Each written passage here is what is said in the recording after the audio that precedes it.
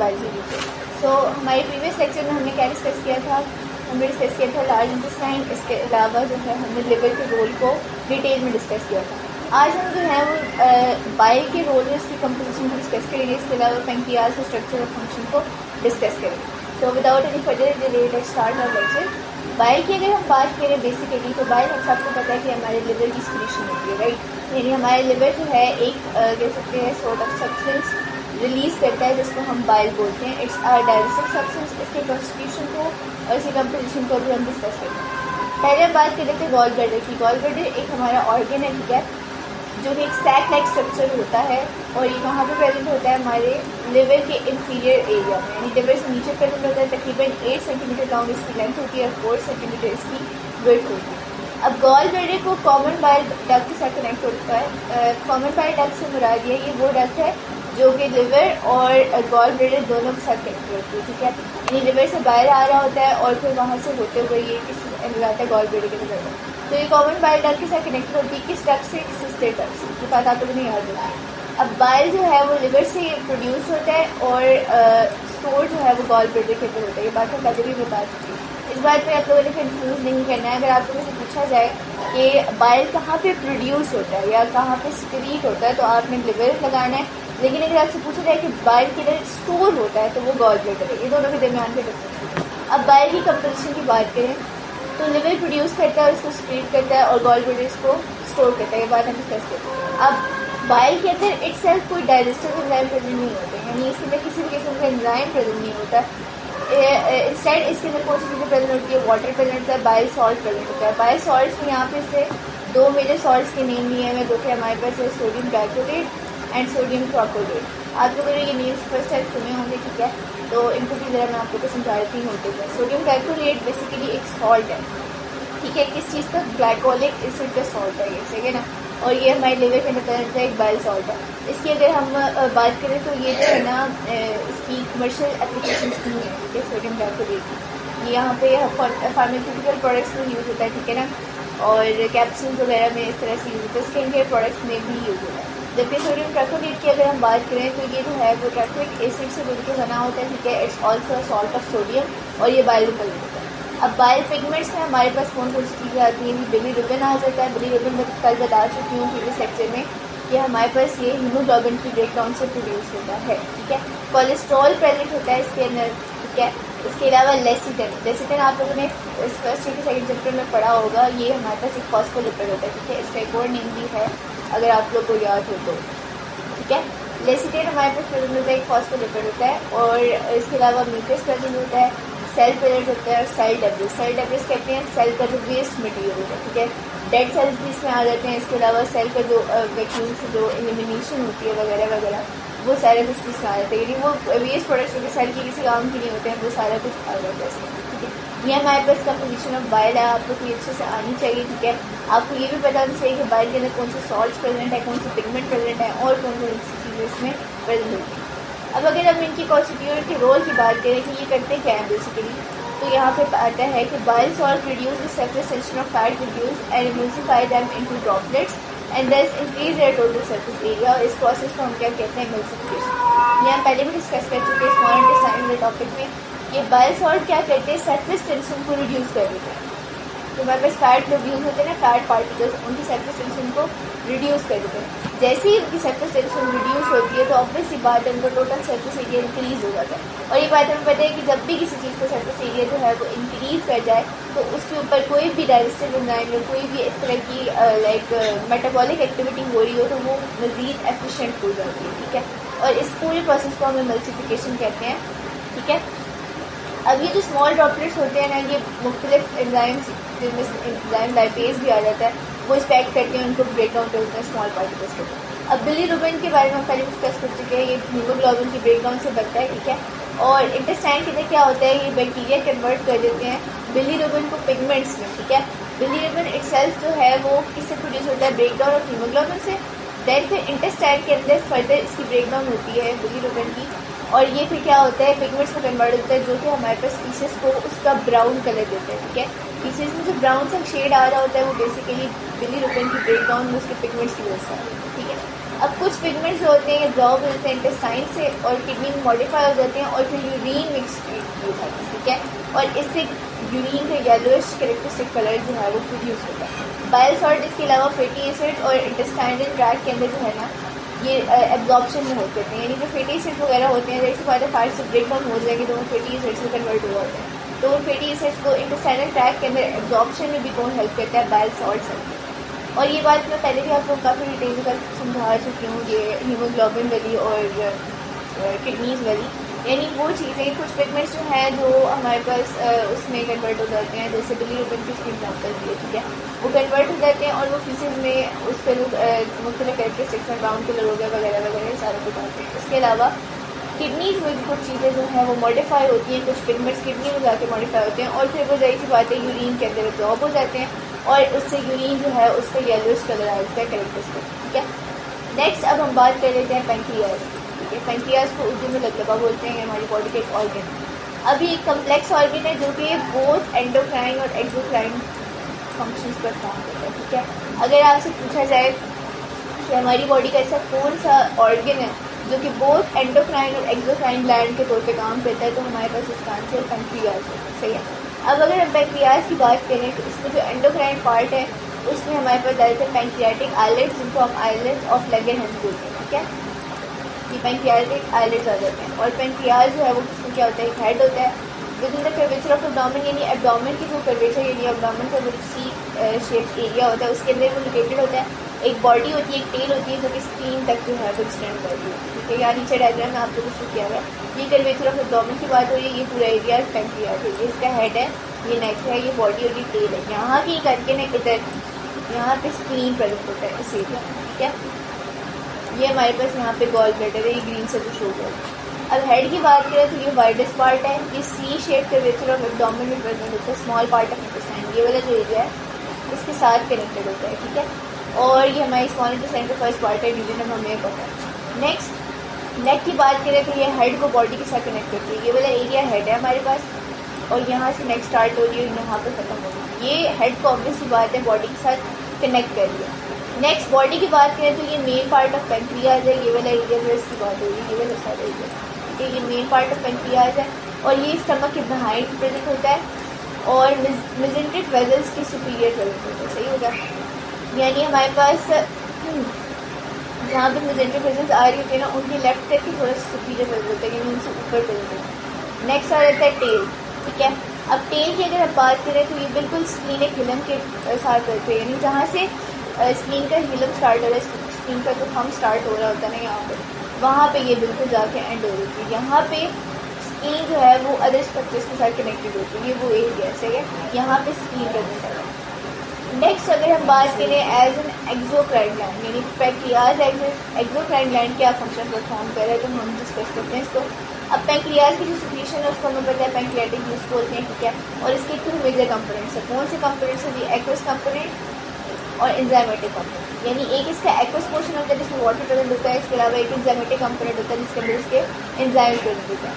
अब अगर हम बात करें तो बाइकार्बोनेट्स उसमें प्रेजेंट होते हैं, वो क्या करते हैं, एसिडिक काइन के इफेक्ट को न्यूट्रलाइज करते हैं स्मॉल इंटेस्टाइन से जो स्टमक में आया होता है। और एंजाइमेटिक कंपोनेंट क्या कहते हैं, इसमें जो है वो मेजर टिश्यूज मेजर क्लास का फूड जो है उनको डाइजेस्ट किया जाता है। और ये जो एंजाइम प्रोलिएटिक एंजाइम प्रेजेंट होते हैं कौन कौन से होते हैं, ट्रिप्सिन होते हैं, काइमोट्रिप्सिन होते हैं, इसके अलावा कार्बोक्सीपेप्टाइडेज होते हैं। अब ये जो 3 एंजाइम्स हैं कि एक्टिव फॉर्म्स में रिलीज नहीं होते बल्कि इनएक्टिव फॉर्म्स में रिलीज होते हैं, जैसे कि ट्रिप्सिनोजन, काइमोट्रिप्सिनोजन एंड प्रोकार्बोक्सीपेप्टाइडेज। और इनको फिर एक्टिव कैसे किया जाता है, जब इनकी सर्टेन पेप्टाइड चेन्स को रिमूव किया जाता है तो ये अपनी एक्टिव फॉर्म में आ जाता है। अगर हम इनको एक्टिव फॉर्म में रिलीज करवा दिया जाता तो इससे ये होता है कि जो टिश्यूज इनको प्रोड्यूस कर रहे हैं ना ये उन्हीं को डाइजेस्ट करना स्टार्ट करते हैं, दैट्स वाई ये एक्टिव फॉर्म में नहीं बल्कि इनएक्टिव फॉर्म में रिलीज किए जाते हैं, ठीक है। नेक्स्ट अब अगर बात करें एक्टिव कैसे होते हैं तो ट्रिप्सिनोजन का हमें बताइए किस तरह से एक्टिव होता है। एंटीरियो काइनेज एंजाइम जो हमारे पास प्रेजेंट है स्मॉल इंटेस्टाइन में वो इसको ट्रिप्सिन में कन्वर्ट करता है और ये एक्टिव फॉर्म में आता है। फिर ये जो ट्रिप्सिन होता है ना ये फर्दर हमारे पास क्या करता है, काइमोट्रिप्सिनोजन को भी एक्टिवेट करता है, ठीक है, काइमोट्रिप्सिन में, और इसके अलावा प्रोकार्बोक्सीपेप्टाइडेज को कार्बोक्सीपेप्टाइडेज में कन्वर्ट करता है, ठीक हो गया। यानी सबसे पहले हमें ये बात पता चलनी चाहिए कि ट्रिप्सिनोजन सबसे पहले एक्टिवेट होता है किससे, प्रोलियोटिक एंजाइम एंटीरियोकाइनेज से, ठीक है। और फिर फर्दर वो जो ट्रिप्सिन होता है वो बाकी एंजाइम्स को भी जो है वो एक्टिव स्टेट में ले आता है, जैसे काइमोट्रिप्सिन एंड कार्बोक्सीपेप्टाइड।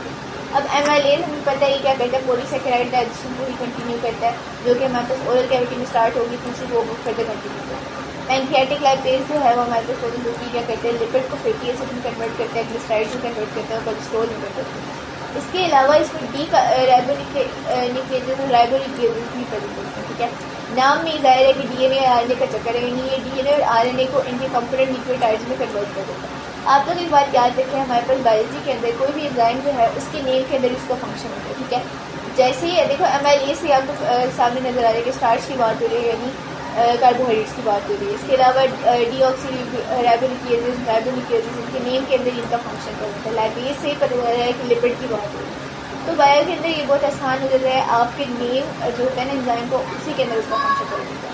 तो ये ओवरऑल हमारे पास पैंक्रियाज का एज एन एक्सोक्राइन ग्लैंड को किस तरह से वर्क कर रहा है वो यहाँ पे इसने डिटेल में समझा दिया। नेक्स्ट हम बात करते हैं कि बाइल की जो सिक्रीशन है उसका पैंक्रियाटिक जूस के साथ क्या रिलेशन है और सिक्रेटिन हार्मोन का क्या फंक्शन है। अब बाइल और पैंक्रियाटिक जूस जो है दोनों की सिक्रीशन एक हार्मोन से रिलेटेड है जिसको हम सिक्रेटिन बोलते हैं, ठीक है। अब बाइल को अगर हम सिक्रेटिन हार्मोन से क्या रिलेशन है जरा डिस्कस कर लेते हैं। वो ये है, fatty acids in the lumen of duodenum stimulate endocrine cells to release the hormone cholecystokinin. अब हमारे पास जो ड्यूडेनम है, स्मॉल इंटेस्टाइन का जो ल्यूमेन है, उसके अंदर फैटी एसिड्स क्या करते हैं, स्टिमुलेट करते हैं उसके एंडोक्राइन सेल्स को, किस चीज़ पे, कि वो एक हार्मोन रिलीज करे जिसको हम बोलते हैं कोलेसिस्टोकाइनिन CCK। अब ये कोलेसिस्टोकाइनिन क्या करता है, ये कॉन्ट्रैक्ट करता है और ये स्टिमुलेशन स्टार्ट करता है कॉन्ट्रैक्शन की स्मूथ मसल्स की जो हमारे गॉल ब्लैडर में प्रेजेंट होते हैं, और इससे ये होता है कि ड्यूडेनम में बाइल रिलीज हो जाता है। अब बात है समझने वाली, यानी हमारे जब स्मॉल इंटेस्टाइन के अंदर फैटी एसिड्स आ जाते हैं तो वो फैटी एसिड्स क्या करते हैं, एंडोक्राइन सेल्स को स्टिमुलेट करते हैं किसमें, या वो एक हार्मोन रिलीज करें जिसको हम कोलेसिस्टोकाइनिन कहते हैं। अब फिर ये कोलेसिस्टोकाइनिन क्या करता है, ये smooth muscle of gall bladder में कॉन्ट्रैक्शन स्टार्ट करते हैं, यानी हमारी गॉल ब्लैडर के अंदर कॉन्ट्रैक्शन स्टार्ट होती है और उसके अंदर जो बाइल प्रेजेंट होता है वो फिर ड्यूडेनम में आता है, ठीक हो गया। नेक्स्ट एसिडिक काइम जो ड्यूडेनम में प्रेजेंट होता है वो क्या करता है, बाकी एंडोक्राइन सेल्स को स्टिमुलेट करता है, सिक्रीटिन रिलीज करता है, ठीक है। दो चीज़ें, पहले फैटी एसिड है, फैटी एसिड्स की स्टिमुलेशन के कॉज कर रहे हैं हमारे पास कोलेसिस्टोकाइनिन की। दूसरा है एसिडिक काइम, जो एसिडिक काइम है वो सिक्रीशन की सिक्रीटिन की जो है वो स्टिमुलेशन को हेल्पफुल कर रहा है, ठीक है। यानी जो हमारे पास काइम प्रेजेंट है, एसिडिक काइम प्रेजेंट होता है स्मॉल इंटेस्टाइन के अंदर, वो क्या कॉज करता है कि एंडोक्राइन सेल्स जो है ना बाकी जो प्रेजेंट है वो हार्मोन रिलीज करे सिक्रीटिन। अब ये जो सिक्रीटिन प्रोड्यूस होता है ये क्या करता है, ये सर्कुलेटरी सिस्टम से लिवर तक जाता है, यानी जैसे बात है हार्मोन है, हार्मोन आपको पता है कोई भी हार्मोन बॉडी के अंदर वो डायरेक्टली ब्लड में रिलीज होता है, ठीक है। तो जैसे ही सिक्रेटिन ब्लड के अंदर आता है ना तो वो सर्कुलेटरी सिस्टम के थ्रू लिवर में चले जाता है और फिर लिवर को ये स्टिमुलेट करता है कि ये बाइल के अंदर बाइकार्बोनेट्स रिलीज करे। क्यों बाइकार्बोनेट्स रिलीज करे, क्योंकि बाइकार्बोनेट से जाके एसिडिक काइम की एसिडिटी को रिड्यूस करना होता है, ठीक हो गया। नेक्स्ट हम बात कर लेते हैं जी पैंक्रियाटिक जूस की सिक्रीशन के सिक्रेटिन के साथ क्या रिलेशन है, ठीक है। अब पैंक्रियाटिक जूस की जो सिक्रीशन है वो हार्मोन सिक्रेटिन और